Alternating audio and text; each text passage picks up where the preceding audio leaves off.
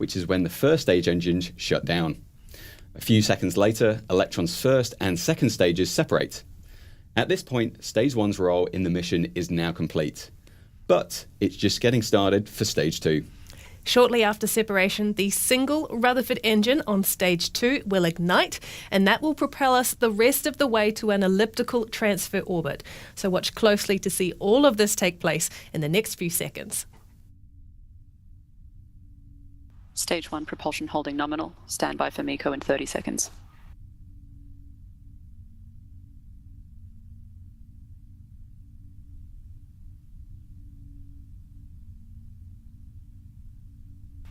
"15 seconds to staging. Enter burnout detect mode.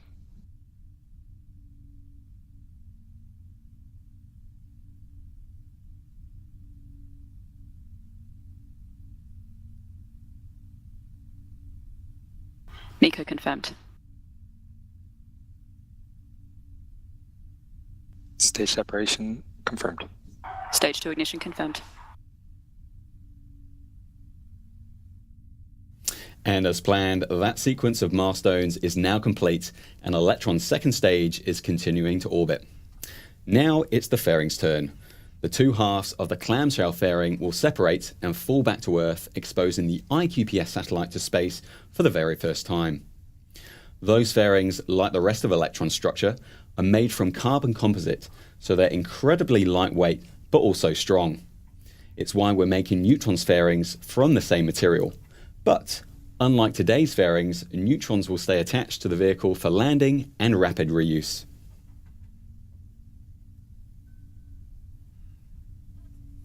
Fairing jettison confirmed. And there we have it. Electron's fairing has been jettisoned, and the QPS SAR-9 now has its unobstructed view of its new home in space.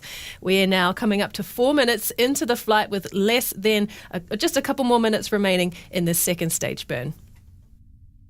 Guidance is nominal.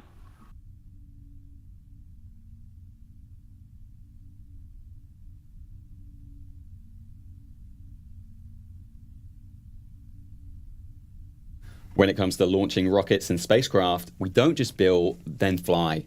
We rely on rigorous test campaigns to ensure mission success. For new parts, we start with development testing, followed by design qualification, or qual. Qual testing stresses the design far beyond expected conditions it would endure for a nominal mission, with vibration, shock, thermal cycling, and thermal vacuum, or TVAC, being a handful of test examples conducted. Next up is acceptance testing, intended for real flight article hardware. These tests are typically less harsh on components versus qual as to not fatigue them. After all, these are being used on actual mission. The aim is to catch workmanship issues and performance variances.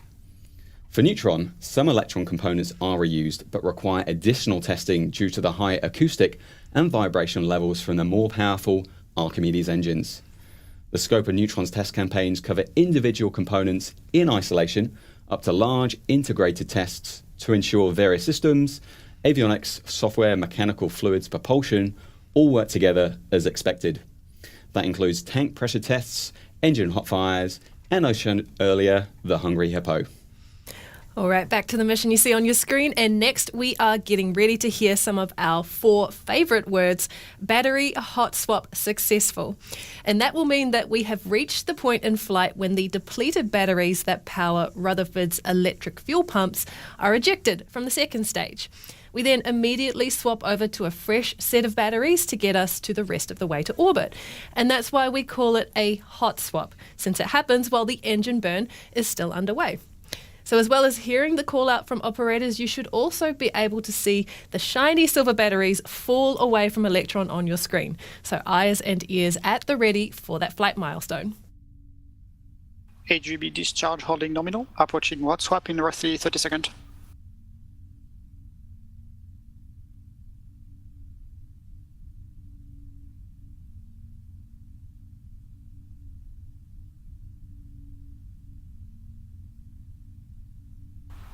Throttling down.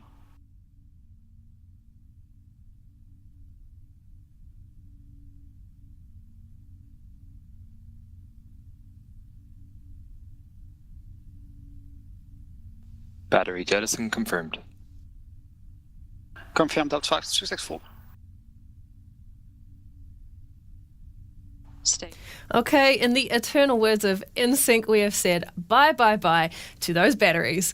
A fresh set has taken over with just a few minutes now remaining in the flight.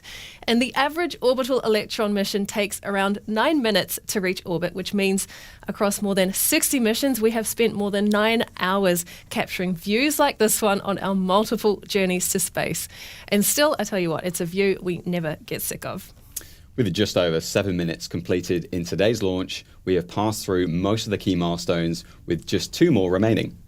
That's SECO, or second engine cutoff, and stage separation. This is where Electron's kick stage separates from stage 2 in preparation for payload deployment. But before that, we've still got a few minutes to watch that Electron's nozzle glow brightly before shutdown.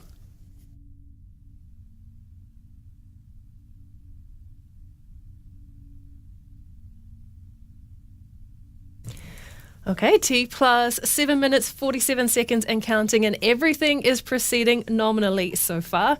The operators in mission control continue to monitor vehicle systems closely as we approach that all-important throttle down and the second engine cutoff ahead of kick stage separation. Now, if you're keeping an eye on our speed, you want to see that dial at around 27 to 28,000 kilometers an hour, which will indicate that we have hit orbital insertion speed. HEB discharge holding nominal.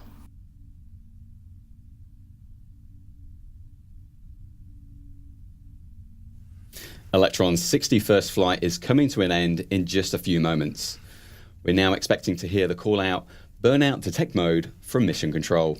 Once we hear that call, you'll know that second stage shutdown is close. 20 seconds remaining.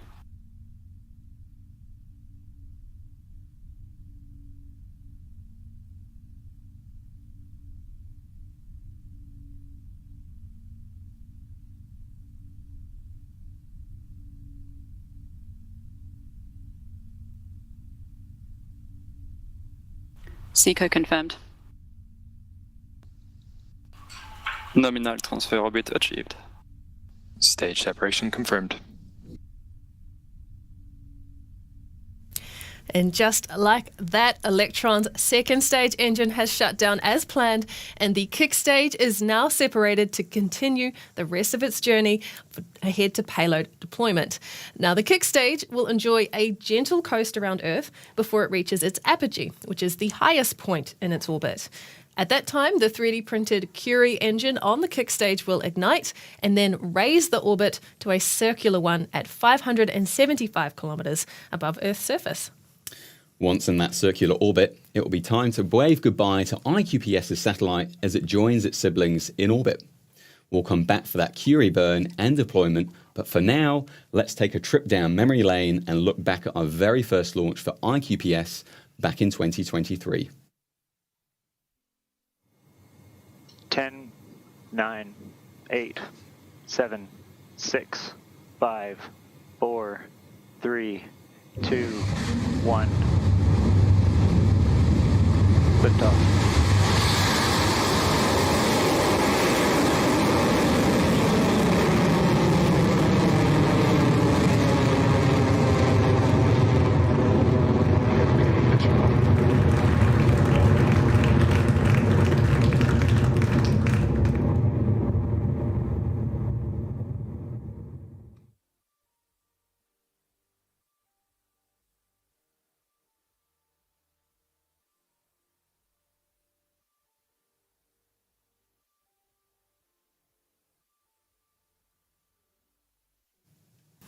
So on that mission, the moon god awakened, but today it is the lightning god's turn.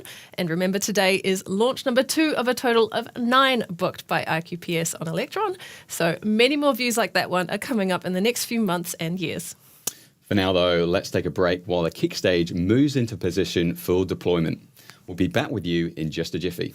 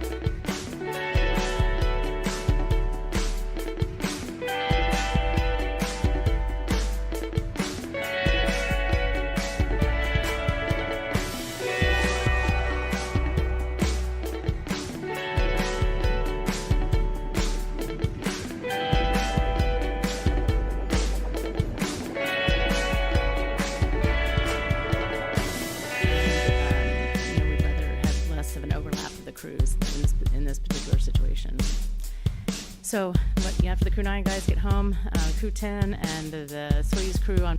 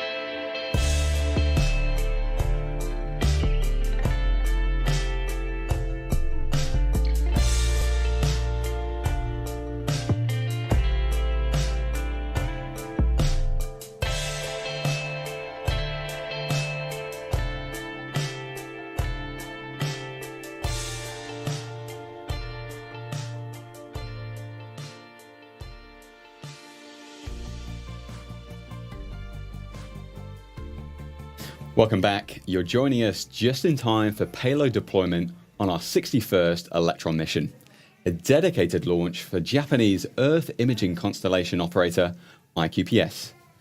A little over 51 minutes ago, Electron lifted off from the pad at Launch Complex 1. It sailed through 9 minutes of flight before Electron's kick stage entered a coast phase ahead of payload release. Before then, though, the kick stage has one final task, a circularization burn.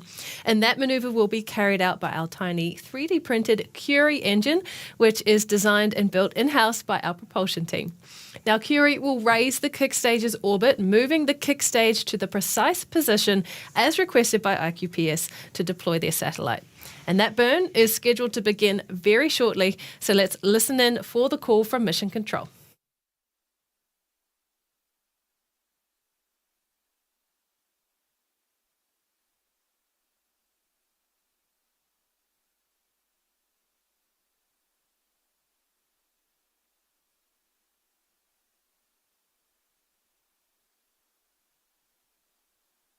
Curie ignition confirmed.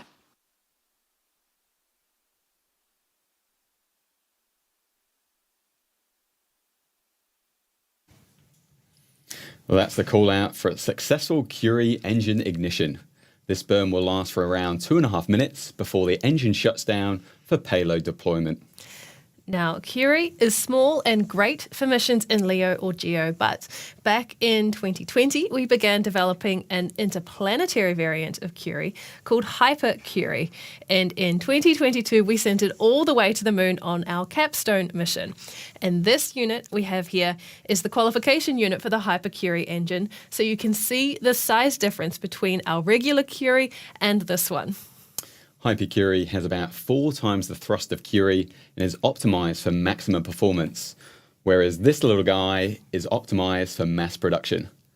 Curie is pressure-fed, but Hyper Curie is electrically pump-fed, much like our Rutherford engines, and also our proposed Mars Ascent Vehicle engine for the Mars Sample Return Project.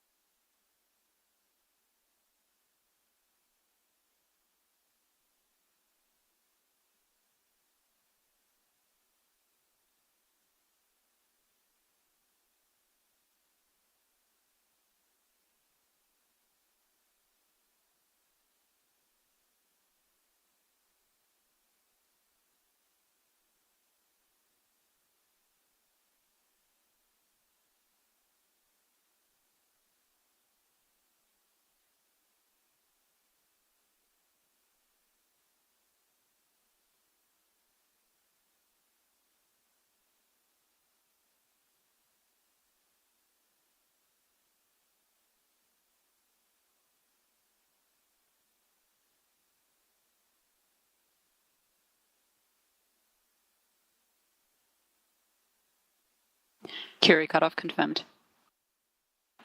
Nominal final orbit achieved.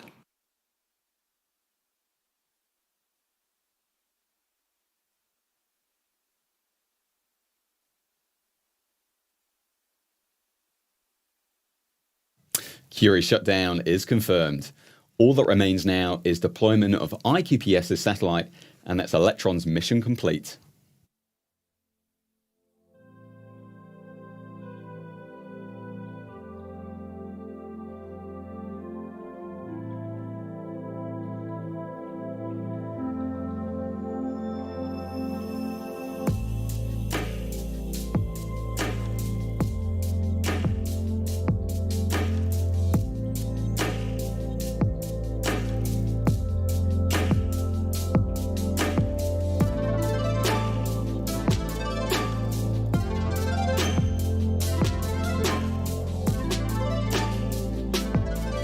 All right, we heard it internally on the nets. Payload deployment is confirmed, and welcome to space, QPS SAR 9.